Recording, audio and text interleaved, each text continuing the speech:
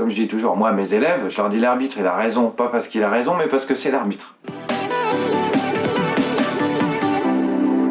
On est dans une société plutôt individualiste, c'est-à-dire où chacun se soucie plutôt de son intérêt particulier individuel sans forcément tenir compte du groupe, des groupes auxquels il appartient. Adam Smith nous dit qu'il suffit que chaque individu poursuive son intérêt particulier pour servir l'intérêt général. C'est vraiment le roman de la société individualiste moderne. C'est un peu ce qui fonctionnait dans la société juste avant le Covid, où on nous disait que chacun poursuivait son intérêt particulier, créait par exemple des richesses et qu'il suffisait d'attendre que ça serve à tout le monde. Voilà. Et là, on découvre qu'effectivement, avec la crise du Covid, des fois, il faut se soucier de l'intérêt général d'abord. Si vous voulez, l'habitude jusqu'à la crise du Covid, c'est que plus un métier est utile et plus il est dévalorisé, paradoxalement.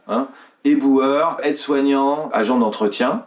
Voilà. Et avec la crise du Covid, il y a quelque chose d'intéressant, c'est qu'on se rend compte que finalement, les métiers utiles sont effectivement utiles. Des fois, il y a des activités qui servent purement l'intérêt général, collectif, et qu'on est bien content d'avoir. L'intérêt général, il n'est pas facile à voir. C'est assez abstrait en fait, c'est ça le problème. Si chacun ne se soucie que de son intérêt particulier, immédiat, ça va être « Ah bah moi je vais aller au bar, moi je veux pas porter de masque parce que j'ai du mal à respirer ». La pirouette finale, c'est de se rendre compte que l'intérêt général, c'est aussi mon intérêt particulier.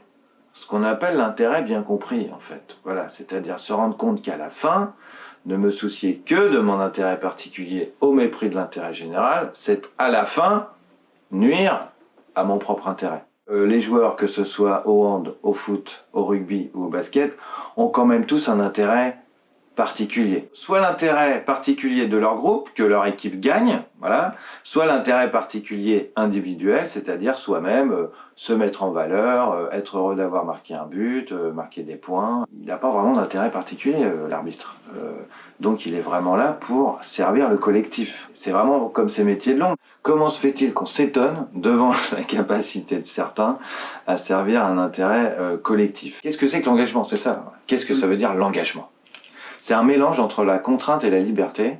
C'est ce qu'on appelle l'obligation. Dans notre société individualiste, disons, qui fait de la liberté une sorte de liberté de suivre ses envies, ses désirs, en pouvant changer d'avis, où on nous vend un peu tout sans engagement. Vous comprenez que c'est intéressant et important la notion d'engagement, parce qu'elle est, dans cette société individualiste, elle est plutôt dévalorisée. Voilà. C'est-à-dire que l'engagement nuirait à ma liberté. Une autre manière d'envisager la liberté. Puisque c'est moi qui ai décidé à me sentir responsable des décisions que j'ai prises. Ça, c'est une question typique de philosophie. Est-ce que la liberté s'oppose-t-elle à l'existence de règles et d'obligations? Voilà. Alors on sait très bien que le sport nous apprend au contraire qu'il n'y aurait pas de liberté sans règles.